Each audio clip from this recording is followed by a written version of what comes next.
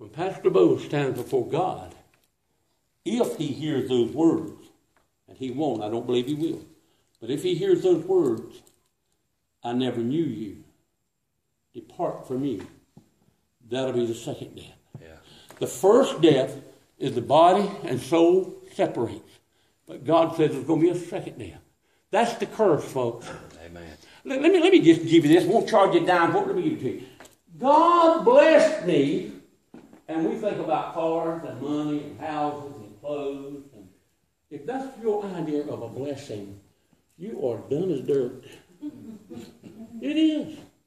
A blessing is when you lay down tonight. Don't know where the next meal is coming from, but you're just as happy as a dead pig in sunshine because God has spiritually blessed us. That's blessings. Amen, brother. Blessings are not material.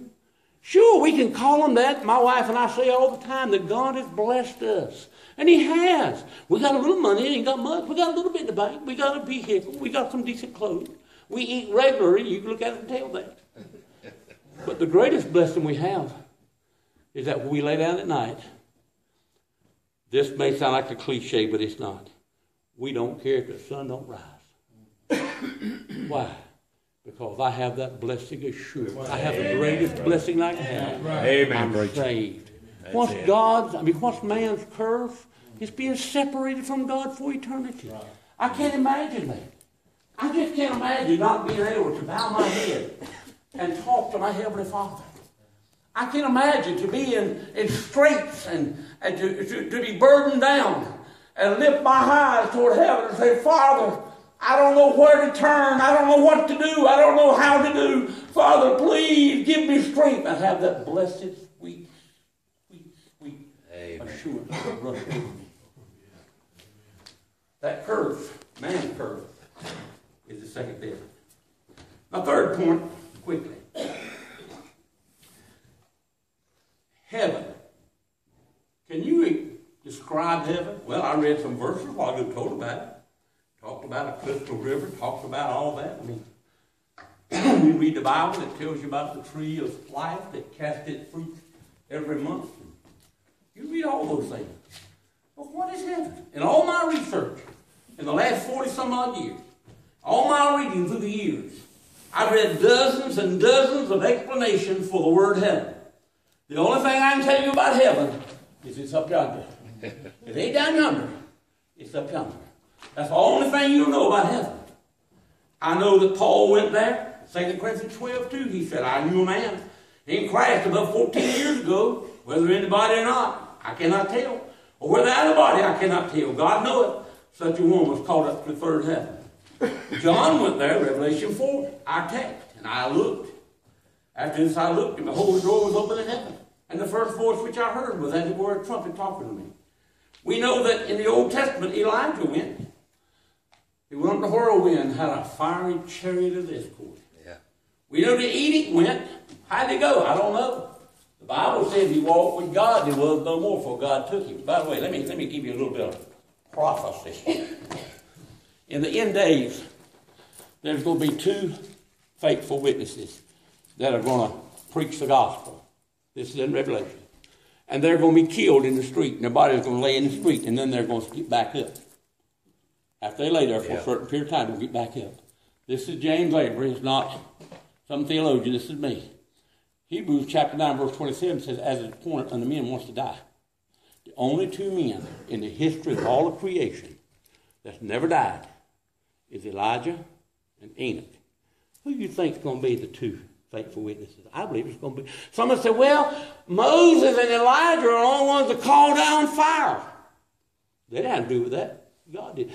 By the way, you ever seen this little cartoon on TV where Moses and somebody else is fishing and the water has separated and one of them sitting there with the pole and is hanging and empty and he says, all right, Moses, stop it. I don't like that. I don't like that. What happened when they crossed on dry land was not a poetry. That's right. It was not a funny story. You think it was funny, you asked those Egyptians how funny it was when that water come and cascaded back down on them. Well, what I'm getting at is this. We don't understand heaven all that much. We know we're cursed. But what's going to happen? What's it all about? Some have been there, some have not. I have one last point. I didn't dig into everything there, but I'm going to give you a little something here. Take a few minutes. Luke 16, chapter 19. Luke 16, verse 19 to 31 tells you about the rich man and Lazarus. Some call him Dives. I don't really know where that name came from. I just called him a rich man. That's what Jesus said. He was a rich man. He said he fared sumptuously every day. He dressed in purple and fine linen. That's like me putting on a good suit or both putting on a good suit. He dressed well. And it says Lazarus lay at the gate, and his body was full of sores. And it said he was so bad off that even the dogs came and licked him. It says that the angels came and took Lazarus to Abraham's bosom. We're talking about heaven. Then it said about the rich man that he died and was buried. He died and buried. He went on to tell the story of how he said to Abraham, would you send somebody from the dead that my 5 brethren who are still alive might not come to this place? Abraham said, if they don't hear Moses and the prophets, which is the Bible, they won't hear one raised from the dead. My 2 points in this whole thing that I spent the morning talking about is there is a heaven to gain and a hell to shun. Amen. Whatever it is. You say, oh, Brother Avery, I'm not a Free Will Baptist. Well, good for you. Or I'm not a Pentecostal. Well, that's good for you. There ain't going to be no Pentecostals in heaven. That's right. There ain't going to be no Free Will Baptists in heaven. There ain't going to be no Southern Baptists. Oh, Lord, there ain't going to be no Southern Baptists in heaven. There ain't going to be no Church of Christ in heaven. I can go on and on. But there's a hell to shun. Now, I'm going to give you a couple of illustrations, and I'm going to close this. There's so much I'd like to say to you. If you come back tonight, I'm going to preach a sermon entitled, Remember Jesus Christ. By the way, let me give you this before I go. When you get ready not to come to church tonight, remember Jesus Christ. Yeah. Hello. Yeah. When that offering plate come by a while ago, I got the medal a little bit, and you didn't put it in your tithe, remember Jesus Christ. Yeah. When the preacher says, pray for me, and you don't, remember Jesus Christ. Amen. When you sit down before that mirror and start putting on that paint, ladies, remember Jesus Christ. Amen. I can go on and on. When you sit there and you're more interested in what happened with Clemson playing football and what's happening at the Cross Hill Community Church, remember Jesus Christ. He's quiet. You meddling. I done forgot everything I will say. Give you a couple personal illustrations and I'll close. I was witnessing to a young man. I had hunted with him, fished with him. We were the kind of fishermen that rather have the beard than have the bait. That's how we were. We was lost. But I got saved. God called me to preach. His name was Connie. I always think about that old Johnny Cash song, Boy Named Sue, because his daddy named him Connie. That's the girl's name, but that's what it is. But I was witnessing to him, and I said, Connie, why don't you come on and get right with the Lord? You're a good fellow. Why don't you give your heart to Jesus? And he said this to me. He said, I got plenty of time. And I felt like you poured cold water down my back. And the verse popped into my mind, cast not thy pearls before swine, lest they trample on them and turn and rend on you. And then he said this. He said, all the men in my family live to be extremely old. His daddy worked in the same plant that I worked in with him. And his daddy was in the 80s. He was in a wheelchair still working. He said, all the men live to be old. Time went on a couple of years. I became a pastor. One Sunday afternoon, I was in my study looking at my sermon notes for that night.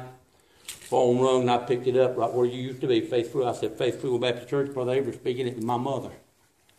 He said, son, I hate to tell you, Connie McGowan dead. I said, what, Mama? He said, he's dead. That was right at Christmas. He stopped at a country store up from the road from his house to get him a bottle of beer. And he was on the way to Greenville to buy Christmas gifts for his wife and little children. And a man stepped up with a 12-gauge shotgun and shot through the window of the store and almost took his head off, and he was dead before he hit the ground. In Pine Top, North Carolina, where I live, Now, the man named Tommy Cummings, about my age, worked at the post office, good job. And every time you saw him, he was hustling around. He was working.